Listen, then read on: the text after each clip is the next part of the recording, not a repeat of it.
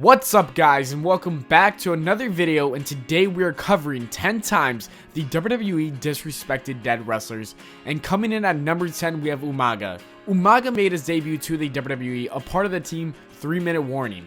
They were a tag team that popped up out of nowhere and basically beat up the rivals of Eric Bischoff. Since the gimmick wasn't the greatest, the team eventually ended quickly. However, when he was given a new gimmick known as Umaga, it seemed as if he had a bright future. He had a wild savage gimmick. It started to become a popular gimmick because of his in-ring ability as well as his charisma. Umaga would pass away 6 months after his last run with the company. It only seemed fitting to give him a tribute on Raw or SmackDown. Instead, WWE chose to ignore his death and never mention him again. Number 9, Crash Holly. He was a memorable wrestler during the Attitude Era. Crash Holly was largely used as a comedy act while working with the WWE. Originally, he was brought in as Hardcore Holly's delusional cousin. Crash Holly would keep saying how he is a super heavyweight in multiple promos while he wasn't that big. Later, he was used as the figurehead of the Hardcore division when the belt was defended under 24/7 rules. The clips of him defending his title at airports and in ball pits have become legendary. He would pass away 5 months after leaving the company. It was during a night of fun at Stevie Richards' house. He choked on his own vomits. It is a disturbing way to die, but that shouldn't have meant that the WWE should have ignored his death. Number 8, Nancy Benoit.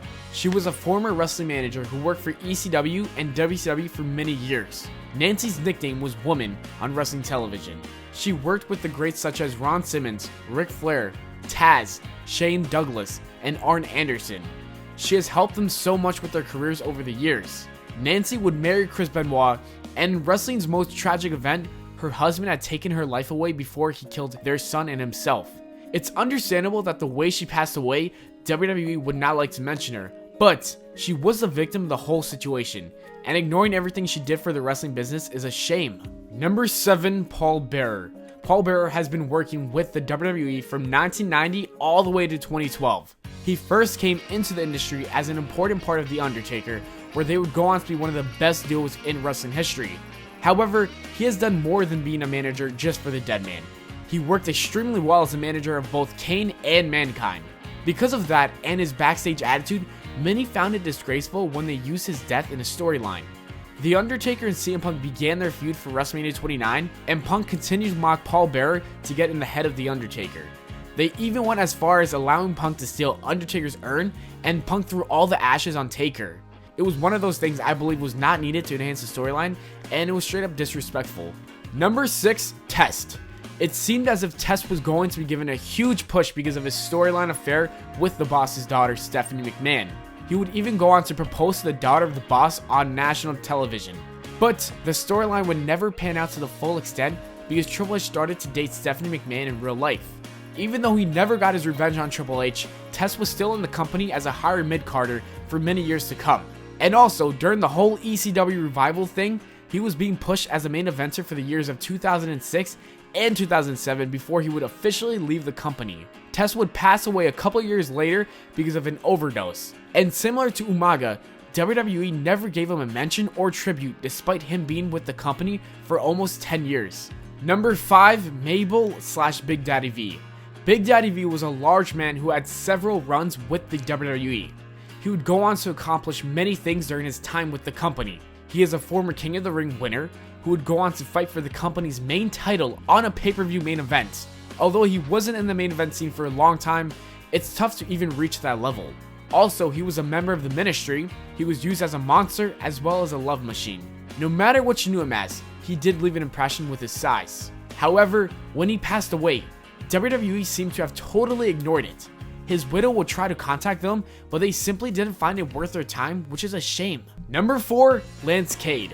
Lance was trained by WWE Hall of Famer Shawn Michaels. In a result of this, Lance Cade had a smooth route to the WWE.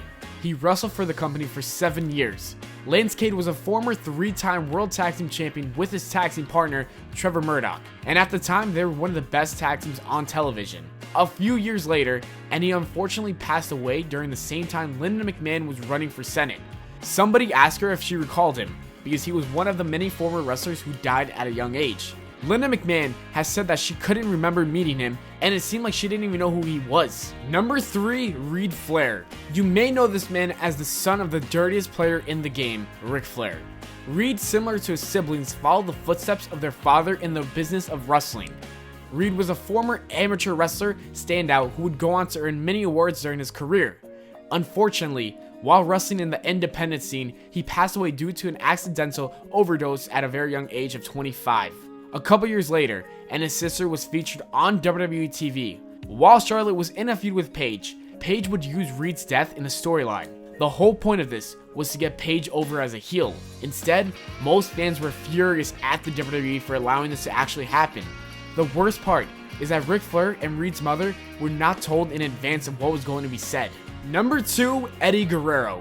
Over the course of many years, a lot of wrestlers passed away, but it seems that Eddie Guerrero's death may have been the one that hurt the most. Eddie Guerrero is personally one of my favorite wrestlers of all time.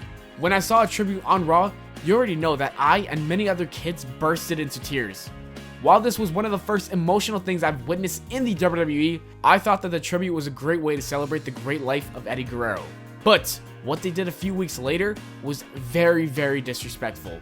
The WWE turned his death into a storyline element when pushing Rey Mysterio into the main event scene. WWE decided to make Randy Orton say on camera that Eddie wasn't in heaven, but rather he was in hell. And number 1, we have Brian Pillman. Pillman was an innovator for the high-flying wrestling style while being paired with Stone Cold Steve Austin in the tag team. He was also part of the Hart Foundation in the WWF. However, despite all those accomplishments, the most interesting part of his entire career was when he was given the loose cannon gimmick. No one could have predicted what he was going to do next. They would later find his body and he was pronounced dead.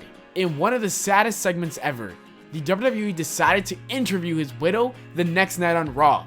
This was one of the worst ideas ever because her husband literally died the night before. She had to say on camera that her kids don't have a father anymore. Truly, one of the most sickening things to watch. As always, thanks for watching the video, guys. I hope you all enjoyed. If you did, don't forget to leave a like and subscribe for more. Follow me on Twitter at Pllana. Also, check out my other channel, Official Life Facts, and I'll see you all later.